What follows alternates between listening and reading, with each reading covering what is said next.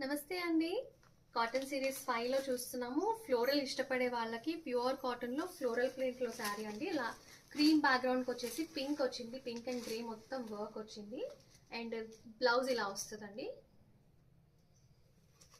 So దీంట్లో మనకి వచ్చేసి ఇంకో కలర్ క్రీమ్ అండ్ గ్రీన్.